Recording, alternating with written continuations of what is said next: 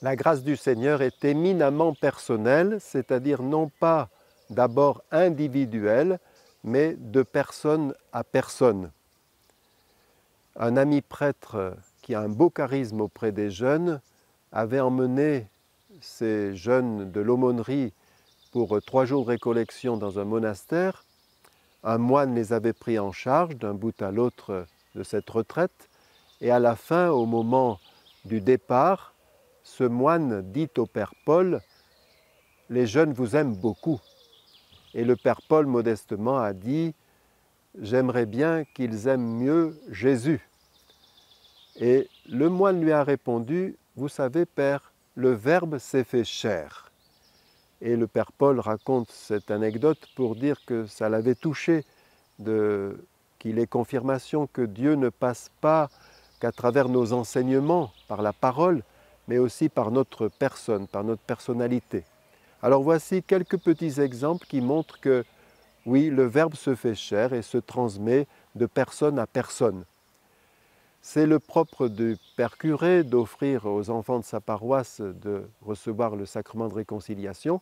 C'est arrivé peu de temps avant Pâques. Nous avions 50 enfants des cours moyens première et deuxième année réunis à l'église et plusieurs prêtres à disposition pour recevoir leur confession. À la fin, dans l'euphorie, parce qu'ils sont heureux d'avoir reçu le pardon, je vois arriver Gabin, que je connais un peu plus que les autres parce qu'il a préparé l'année dernière sa première communion. Il me présente son camarade Louis en me disant « Il n'est pas baptisé, mais je lui ai conseillé de faire dans sa chambre un petit coin prière et est-ce que vous pourriez lui donner, comme vous avez fait pour nous, de quoi réaliser une croix dorée et puis peut-être un disenier et si vous pouviez lui préparer un peu d'eau bénite ». Alors j'étais tout content d'avoir cette demande et comme le lendemain, je l'ai retrouvé aux Jeux olympiques inter-école catholique de la paroisse, eh bien j'ai apporté tout le matériel qu'il m'avait demandé. J'ai fait appeler Gabin par la directrice, qui est arrivée presque aussitôt, et puis 15 minutes plus tard, c'est Louis qui est venu me remercier, et moi-même j'ai remercié le bon Dieu que les enfants s'évangélisent entre eux. Une catéchiste avec des enfants encore plus jeunes, je crois, que les CM1, CM2, un jour leur a demandé s'ils avaient à représenter Dieu, quel animal ils choisiraient, à quel animal ils pourraient comparer Dieu. Alors, un enfant a répondu au lion, parce qu'il est le roi des animaux, il est le roi, le souverain. Un autre a répondu à un aigle, parce qu'il voit tout de très haut et il a un œil très perçant. Une autre a répondu à un agneau. Peut-être allait-elle à la messe et entendait-elle parler de l'agneau de Dieu qui enlève les péchés du monde.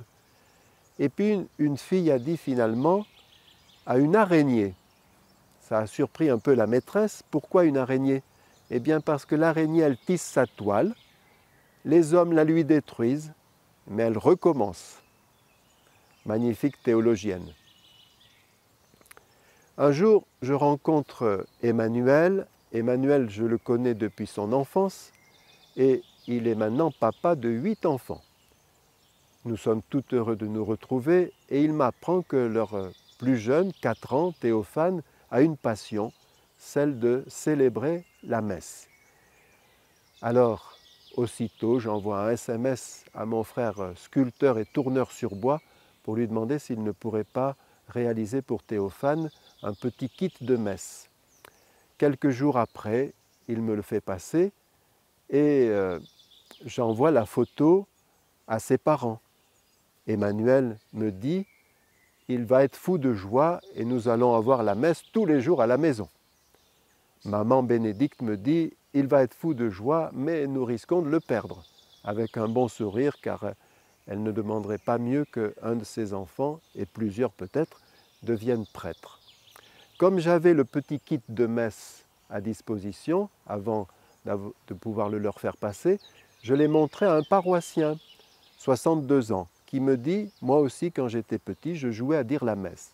Et je me souviens qu'un jour, j'étais avec une cousine et un petit camarade, et pour la communion, je leur distribuais des pastilles Vichy. Je les avais fait communier, et voilà que je vois la fille qui revient. Alors je lui dis non, on ne communie qu'une fois par jour. Elle me dit oui, mais moi j'aime Jésus. On m'a raconté aussi qu'un garçon qui jouait à dire la messe avait bien remarqué que à l'église, l'autel est 2 marches au-dessus de l'assemblée. Donc il avait profité du petit palier de l'escalier qui conduisait aux chambres, dans leur salle à manger, pour installer une petite table. Et ce jour-là, il avait invité un voisin à sa messe.